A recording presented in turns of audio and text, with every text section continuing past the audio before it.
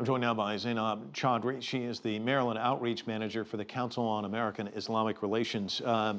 It's so sad to see an event like this, and then immediately it becomes a political spectacle and debate. But I wanted to get your thoughts because it seems like Donald Trump is kind of doubling down with his inflammatory rhetoric towards Muslims. Did you have a chance to watch, and what were your thoughts? We did. First of all, thank you for having me, and my organization, the Council on American Islamic Relations, would like to extend our heartfelt condolences to all of the victims and their families who were affected directly and indirectly by this horrific tragedy in Orlando that's really rocked our nation.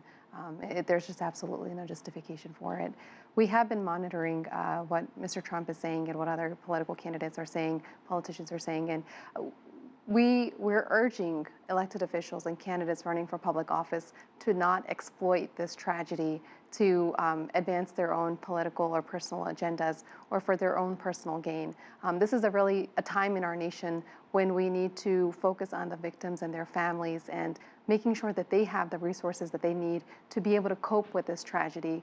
This is not the time for divisive rhetoric that's going to further inflame bigotry and fear-mongering towards marginalized communities. So it's very disappointing to hear him say that. Well, I want to get your thoughts on one particular line from his speech that really jumped out at me. Muslim communities must cooperate with law enforcement and turn in the people who they know are bad, and they do know where they are. Guilt by association, which clearly gets at the heart of what you were saying.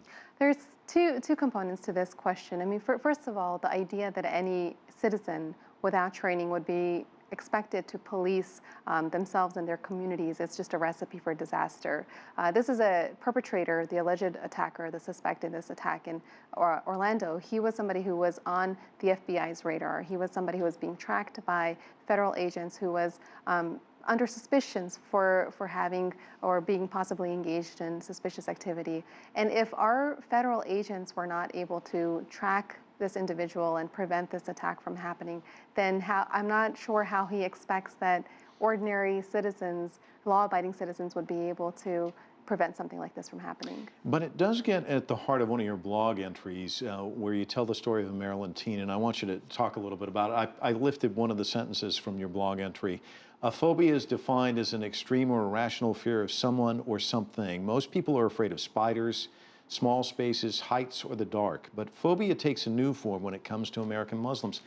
This is a story of a young teen here in the Maryland area, just outside Washington, D.C., living with this day in and day out. Tell us more about your blog entry.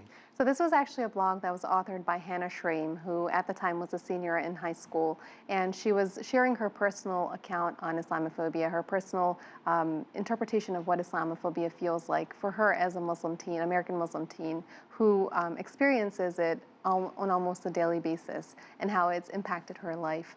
And this is a phenomenon that we're seeing more and more frequently within American Muslim communities where children, especially young children, they are struggling to reconcile the American and Muslim aspects of their identity because there are so many different attacks being launched against Islam and against Muslims.